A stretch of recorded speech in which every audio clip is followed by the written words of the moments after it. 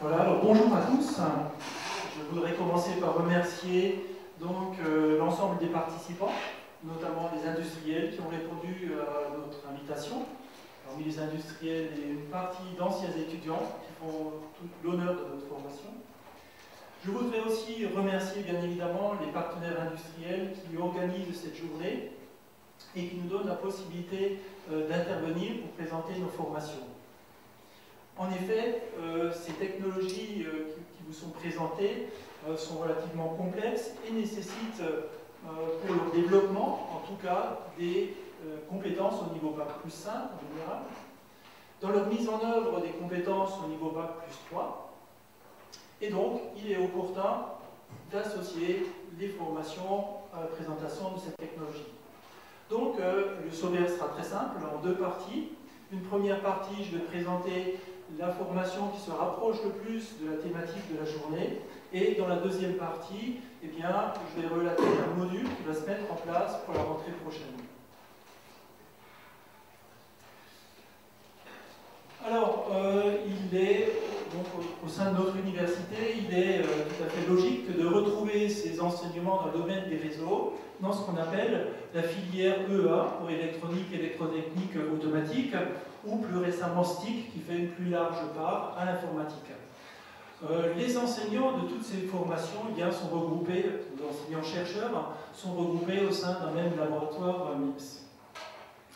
Alors, de ce côté-là, nous avons un cycle préparatoire et un cycle d'ingénieur qui se fait à l'ENSISA, avec 5 filières, dont une filière par apprentissage, et dont les étudiants bénéficient aussi de la plateforme que je vous montrerai tout à l'heure. Il y a également la faculté des sciences, dans laquelle on peut préparer une licence, et puis le Master 1. À l'IUT de Colmar, il y a à la fois DUT et licence pro, mais plus orientée dans le domaine des télécoms et des réseaux. Et puis à l'IUT de Mulhouse, pareil, DUT génie électrique et une licence professionnelle plutôt orientée dans le génie électrique et les réseaux industriels. Alors, la licence professionnelle, donc le directeur en a déjà parlé ce matin, donc juste quelques points. Elle a été initiée par Claude Allègre en 1999 avec la création de 200 licences professionnelles en France, donc dans différentes spécialités. Aujourd'hui, on est à plus de 2000 licences professionnelles en France. Alors le succès de ces... Elles ont été conçues pour une insertion professionnelle immédiate, et ce qui fait leur succès, c'est un peu le dosage entre théorie et pratique. Mais pour que ça marche bien, il faut un lien fort entre les porteurs de telles formations et puis les employeurs potentiels, parce qu'il faut aussi suivre l'évolution des métiers. Donc, eh bien, je vais vous présenter donc la licence professionnelle que l'on appelle donc SARI. C'est une licence, donc la dénomination nationale, c'est automatique, informatique, industrielle, et sa spécialité, c'est donc les systèmes automatisés et les réseaux industriels. Alors elle a été ouverte en 2005, avec bien sûr le soutien de l'ensemble des industriels de la région, porté par le département génie électrique, qui avait été en son temps, dans les années 90, le premier département à proposer une formation post-bac par apprentissage. Alors, la licence professionnelle comporte donc 5 unités d'enseignement, dont 3 unités qui font 150 heures, qui sont là, qui sont en présentiel, un projet également, d'une durée de 150 heures, et une période industrielle. Il faut également savoir que ce genre de formation, donc licence professionnelle, a une durée de vie limitée dans le temps. On obtient une habilitation donc, pour cette formation de 4 ans. Ça va changer bientôt, ça va passer de 4 à 5, mais il faut en tout cas la mériter tous les 4 ans. Et donc, nous, on vient de recevoir les résultats d'une expertise qui a été faite sur les 4 années précédentes, donc qui est très favorable. Et suite à ça, donc, le ministère nous donnera, je l'espère, au courant de l'été, l'habilitation pour une nouvelle période, donc qui devrait s'étendre de 2013 à 2017. Alors, parmi, donc, dans cette expertise, il y a à la fois des experts industriels et des experts universitaires. Un certain nombre de points forts ont été mentionnés. en particulier l'adossement à un centre de formation d'apprentis universitaires, l'intervention des industriels dans tous les compartiments de la formation, donc j'ai marqué là du recrutement au jury de diplôme, mais c'est probablement dans le conseil de perfectionnement qui sont le plus indispensables, puisque ce conseil de perfectionnement permet chaque année d'apporter des modifications à la formation, justement pour suivre l'évolution. Et ensuite, le ministère peut, au bout de 4 ans, valider ces changements qui ont été faits. Parmi les points forts aussi, il a été mentionné les partenariats conventionnés.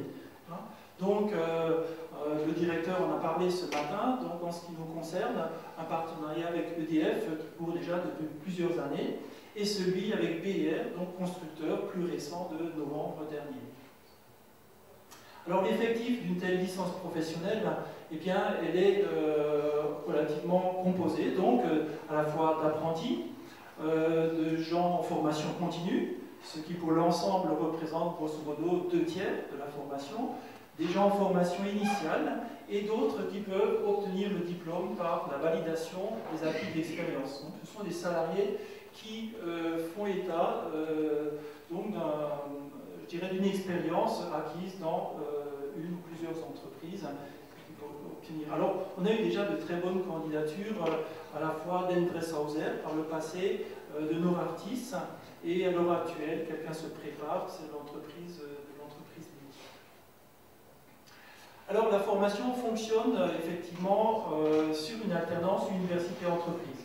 Là aussi, c'est une condition pour bien faire fonctionner l'ensemble. Et donc, je vais, dans un premier temps, vous montrer juste un transparent sur le fonctionnement de l'alternance. Et puis, par la suite, eh bien, je vais surtout détailler donc, la partie formation professionnelle ici. Alors, c'est vrai que j'ai oublié de mentionner un petit peu le contenu. Dans la formation scientifique et humaine, on va retrouver la gestion de projet, on va retrouver bien sûr les langues, on va retrouver aussi un petit peu d'économie, de droit et de gestion. Dans la formation technologique, eh bien, on va retrouver les sciences, je dirais, de base, l'automatique, l'informatique, l'électronique, voilà, qui sont nécessaires justement à comprendre tout ce qui va être présenté ici. Voilà, alors ce transparent, je l'ai refait à plusieurs reprises pour essayer d'éclaircir au maximum ces séquences d'apprentissage. Alors, dans la première colonne ici, vous avez le timing, donc c'est étalé sur 1 an. La séquence se présente sur une année complète, qui démarre en général tout à fait au mois fin août.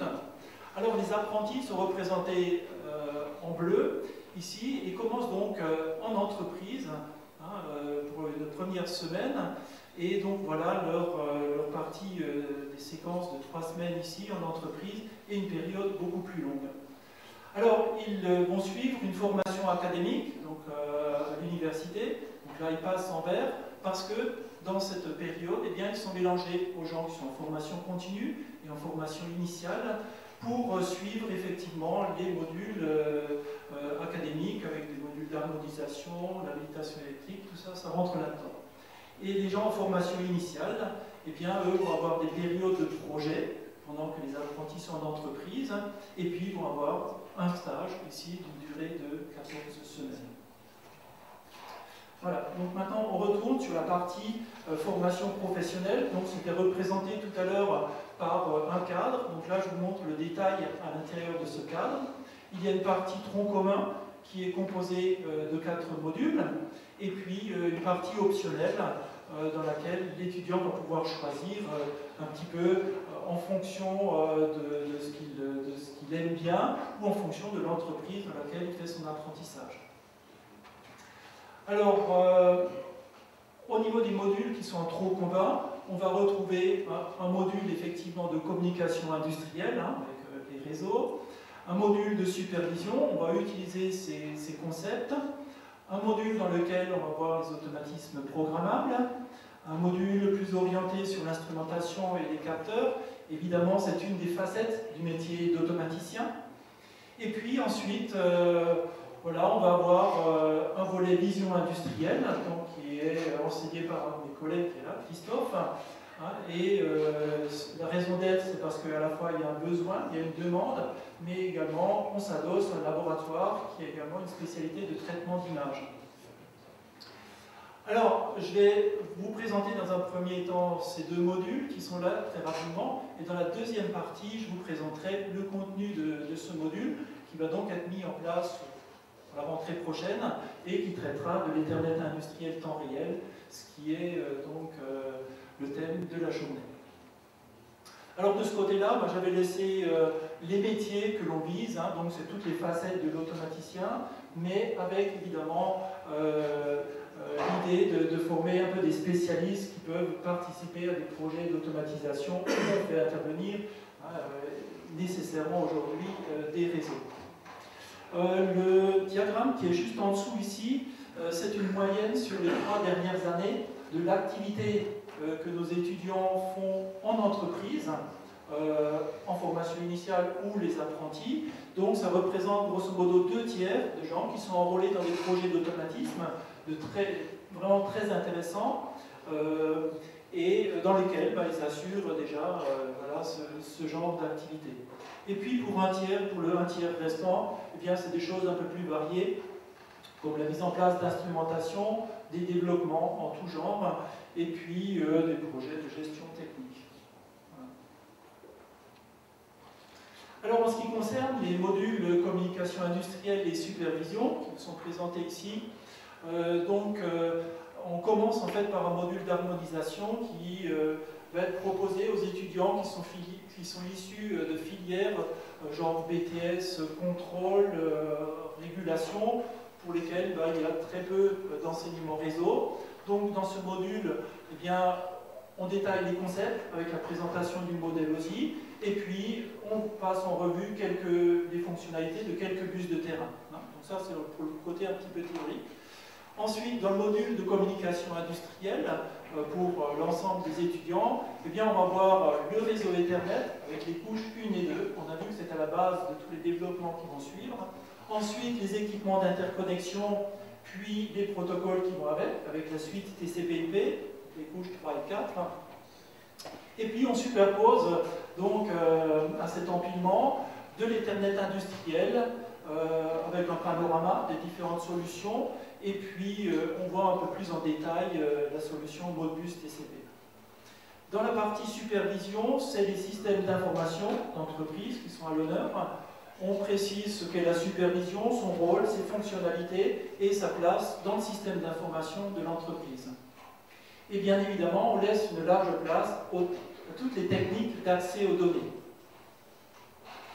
Alors, ces 3 modules font suite donc trois séquences de TP. Voilà, alors je vais montrer sur un slide chaque fois le contenu un petit peu de ces travaux pratiques. Alors ça, c'est pour le module donc harmonisation. L'objectif ici, c'est de familiariser les étudiants au maniement de protocoles. Donc faire des expérimentations, des mesures temporelles, avec l'OSIO à la main, même si ce sont des trames compliquées. L'analyse de trames, bien sûr, avec des outils, voire même l'injection de perturbations sur les réseaux pour voir comment les réseaux peuvent réagir. Ce que l'on fait, c'est la mise en évidence en fait, des besoins par différents domaines. Alors, le nombre d'heures de TP étant limité, on s'est nous limité à 3 domaines qui sont représentés ici. Dans le domaine des systèmes embarqués, on a ici une manip sur le réseau WAN, qui est un petit peu l'ancêtre qui est français, qui était l'ancêtre de CAN, qui est aujourd'hui utilisé, mais les deux protocoles se rapprochent, donc on voit qu'on a un équipement réel de voitures qui se trouve ici. Derrière, on a de l'EIB qui permet de faire la gestion technique des bâtiments, l'éclairage, contrôle d'accès, etc. Et puis derrière, un protocole, c'est le Modbus série, donc qui va nous permettre de gérer des centrales de mesure ou la commande d'équipement à distance. L'objectif global de ce module, c'est pour les étudiants d'acquérir véritablement une culture réseau à la fois large, avec les différents domaines, mais aussi robuste. Parce que entre les protocoles qui sont utilisés ici, il y a bien évidemment des similitudes, mais il y a aussi des différences. Donc le but du jeu, c'est que les étudiants deviennent robustes et que surtout ils puissent s'adapter à ce qu'ils vont trouver dans les évolutions par la suite et aux nouveaux puces qu'on ne peut pas traiter tout ça. Voilà. Alors, sur le module donc, communication industrielle, la séquence de TP est essentiellement tournée vers les architectures de communication qui vont mélanger à la fois les bus de terrain, qui ont été vus précédemment, et les réseaux Ethernet. Bien sûr, il y a beaucoup de configurations d'équipements à faire lorsque l'on utilise des équipements provenant de plusieurs fabricants. On va en faire de la commande en local et à distance, et on va utiliser bien évidemment des outils de diagnostic et des outils d'analyse. Alors dans la partie supervision, c'est le même nombre, le même volume de travaux pratiques, on va là beaucoup plus s'orienter sur les architectures logicielles cette fois-ci, en conservant bien sûr les architectures qu'on a vues précédemment.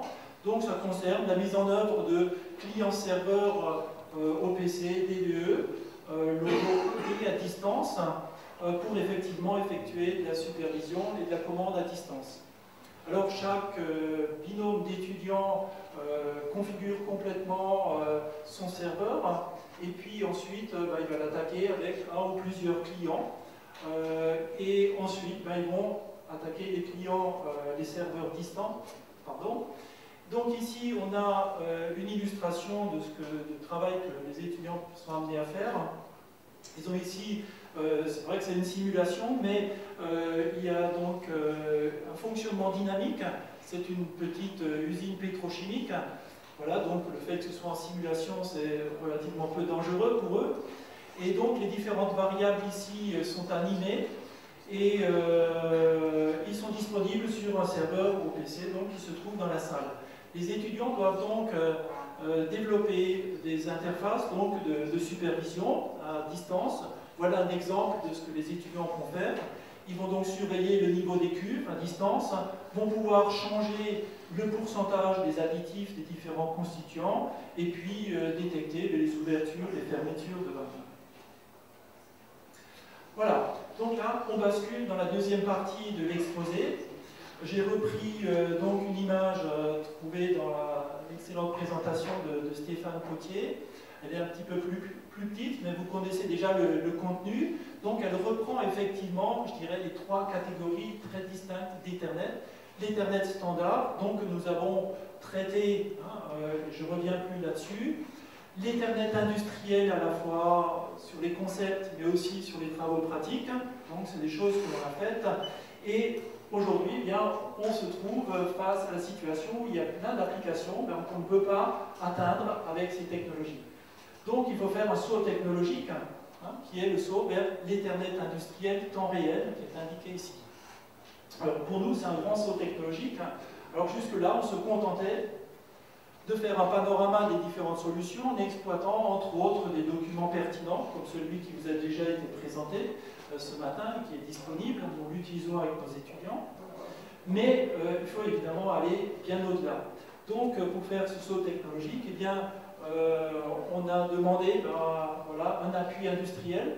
Donc on l'a eu grâce à BR qui est constructeur et initiateur de ce protocole, et puis également de l'EPSG pour le soutien et qui lui assure la notoriété de ce protocole. Alors, au point de vue sécurité, on va aussi adopter Open Safety et je vais revenir là-dessus. Alors, cette image, vous l'avez également déjà vue dans différentes présentations ce matin. Effectivement, pour nous, ça serait une excellente manip de TP. Elle est complète, il y a tout ce dont on peut rêver aujourd'hui. Elle est peut-être un peu compliquée pour que les étudiants puissent l'aborder de cette manière.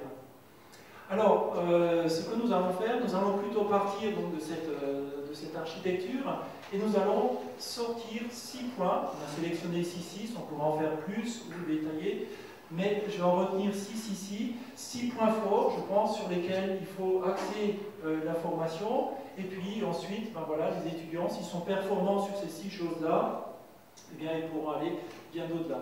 Alors, le premier point, c'est évidemment de comprendre le fonctionnement d'un tel protocole. Donc, c'est le principe de la communication. Ensuite, il est important aussi de bien comprendre cette notion de temps réel et par la même occasion de voir que l'on peut faire traverser ou comment on peut gérer un flux asynchrone de données. Donc c'est le deuxième point. Ça a été mentionné déjà tout à l'heure, l'importance de la topologie, de l'architecture de ces réseaux. Lorsqu'on veut faire quelque chose, il y a plusieurs moyens d'y arriver. Encore faut-il bien connaître ces différentes solutions. Une des applications les plus demandeuses en matière d'Internet temps réel, c'est certainement le contrôle du mouvement. Donc on va voir ce que l'on peut faire. Bien évidemment, on a, nous aussi, dans nos salles de télé, déjà des réseaux existants. Si on amène une nouvelle technologie, ça serait bien qu'on puisse aussi récupérer ce que l'on a déjà fait, donc intégrer finalement les réseaux existants dans la nouvelle architecture.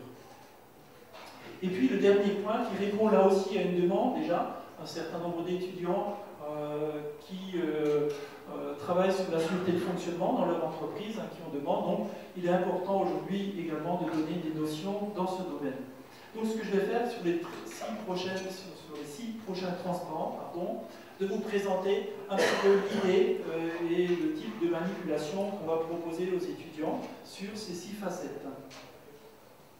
Alors pour le principe de la communication, eh bien, il va falloir leur montrer un petit peu et manipuler un petit peu la pile de communication. Comme c'est une pile open source, on a effectivement accès aux sources et donc on peut montrer comment ça marche. Après, il faut effectivement le mettre en œuvre, il faut bien arriver à distinguer les nœuds maîtres, les nœuds contrôlés, avoir des bonnes notions sur le cycle PowerLink, bien évidemment aussi le contenu de la trame, tout ça, alors on a beau l'expliquer au tableau et lorsqu'on pose une question, eh bien, peu de réponses. Donc il faut passer à la pratique et le meilleur moyen c'est effectivement de créer des échanges et ensuite d'analyser ces trames. Alors avec PowerLink, ça peut être très simple puisque comme c'est basé sur de l'Ethernet standard, on peut avec une carte réseau, que ce soit un ordinateur portable ou un ordinateur de bureau, on peut aller récupérer directement les trames et les analyser avec les outils tout à fait standards que l'on a pour analyser l'Ethernet. Mais on peut faire mieux encore lorsque l'on arrive aux limites de ces outils en matière de rapidité. Eh bien, on peut utiliser des modules qui vont cette fois-ci nous permettre d'accéder aux trames les plus rapides, de les enregistrer et de les analyser. Et ça donne également la possibilité de synchroniser des événements que l'on veut capturer avec le programme automate. Alors à partir du moment où on arrive à cette finesse d'analyse, eh bien, on peut effectivement expliquer et regarder un petit peu ce qui se passe au niveau de la précision de ce protocole. Et puis après, optimiser les échanges avec le PRC pour le response chaining qui nous a déjà été présenté, ou le multiplexage que l'on voit au-dessus dans cette illustration. Il faut également parler des profils de communication. Alors là, la chance est derrière nous, puisque les profils sont compatibles CAN Open, et que dans nos enseignements de CAN Open, eh bien, on présente déjà ces mécanismes, donc là, on n'a pas besoin de le refaire. Globalement, eh bien, ce protocole offre pour nous une grande richesse fonctionnelle, donc des tas de fonctionnalités à voir. Alors l'architecture qui est derrière moi, eh bien, voilà, est suffisante pour voir pratiquement ces différents points. Autant pour faire la partie communication, un nœud maître ici, 2 nœuds esclaves, un segment de réseau et la partie analyse. Alors, le deuxième point qu'on estime important, c'est de parler donc du flux asynchrone. Alors, qu'est-ce que ce flux asynchrone? Eh bien, c'est tout simplement un trafic qui peut être, par exemple, la messagerie, tout bonnement. Ou ici, pour faire un peu plus industriel, on a choisi, enfin, on a déjà dans notre salle de TP une caméra donc, qui est sur le réseau Ethernet, qui peut nous donner, dans le domaine de la supervision, un retour visuel de l'information. Donc cette caméra va nous donner une image qu'on peut visualiser sur un PC, simplement en étant connecté au réseau Ethernet. Alors, s'il y a une grande distance entre votre caméra et le PC donc, des étudiants, eh bien, on va pouvoir utiliser le réseau temps réel pour acheminer tout simplement notre flux d'images. Alors ce flux d'images, eh bien, il va être véhiculé par le réseau PowerLink, mais évidemment au passage, il ne doit pas perturber le fonctionnement temps réel. Donc ça, c'est possible effectivement dans la partie qu'on appelle phase asynchrone du protocole. Donc c'est ce qui est représenté en orange ici.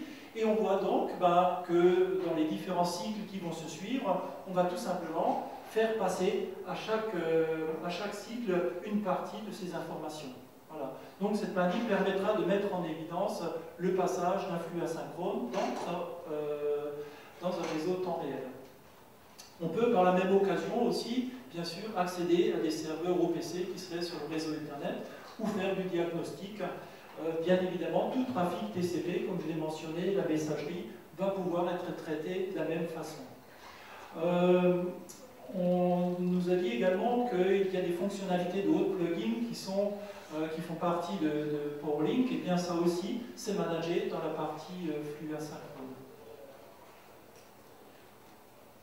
Alors, au niveau des topologies, il y a évidemment beaucoup de choses à dire si on adopte le PowerLink, parce qu'on peut aller bien au-delà de ce qu'on peut faire sur Ethernet, puisque l'ensemble des topologies sont permises. Donc on peut s'amuser à faire du câblage, et puis avoir justement ces fameux équipements d'interconnexion dont on a parlé ce matin, avec ici la présence de hubs qui sont suffisamment performants pour atteindre toutes les possibilités de PowerLink. Alors, un point important que, pour le moment, nous n'avons jamais traité, c'est la redondance. Avec la proximité de l'industrie chimique en particulier, eh bien, ces phénomènes doivent être pris en compte également dans l'architecture réseau. Donc là, on peut traiter, comme ça a été mentionné ce matin, la redondance simplement au niveau du câblage, soit la redondance de mètres, soit une redondance un peu plus complète, comme celle qui est représentée ici. On a effectivement une redondance de mètres et une redondance au niveau câblage et au niveau équipement. Donc ici, avec un mètre ici qui va être en fonction, le deuxième va être en fait en attente, il va se comporter comme un nœud contrôlé. Et si jamais il y a arrêt de l'automate, eh bien, grâce à un lien optique ici, dans le cycle suivant, eh bien, on peut basculer automatiquement sur le deuxième automate. Alors, on fabrique donc avec ces hubs deux réseaux totalement différents, distincts. Donc, si simultanément, ça arrive, si le réseau eh bien, a une coupure, on va basculer d'un réseau automatiquement sur l'autre. Et si en même temps vous avez arrêt d'un des équipements, eh bien, comme là on en a deux, eh bien, on va aussi pouvoir pallier ça. Voilà, donc ces mécanismes, eh bien, il faut aussi les expliquer pour qu'après on puisse choisir la topologie la plus adaptée à l'application. Alors, en matière de contrôle de mouvement, on traite habituellement avec nos bus de terrain les moteurs asynchrones, avec les variateurs de vitesse, ou encore les moteurs pas à pas. Ici, avec PowerLink, eh bien, on va pouvoir rajouter principalement la commande de servomoteurs, qui font des miracles en robotique, on va dire. Et ça nous donnera l'occasion de voir aussi les encodeurs, donc l'encodage avec les différentes normes, les normes les plus récentes. Voir tous les problèmes qui se posent en matière de synchronisation. Et là, il y a effectivement beaucoup de choses intéressantes à faire. Synchroniser, on vous a parlé tout à l'heure de 700 et quelques axes à synchroniser. Plus modestement, si nous arrivons à synchroniser deux axes, à les faire tourner en même temps, en tenant compte des délais sur le réseau, en tenant compte des distances, etc., eh bien, ce sera déjà une bonne chose. Donc, voir aussi les fonctionnalités de positionnement, utiliser notamment des standards et profiter peut-être d'une manip où ça bouge un petit peu de ce côté pour également traiter la partie interface homme-machine au niveau de l'automatisme. Alors, l'intégration des réseaux existants, donc je l'ai mentionné tout à l'heure. Alors, ici, je vais donner un exemple un peu concret. On a donc, les étudiants le savent bien, une manip CAN-Open, donc qui est représentée ici. C'est en fait un segment de réseau sur lequel on fait différentes expérimentations.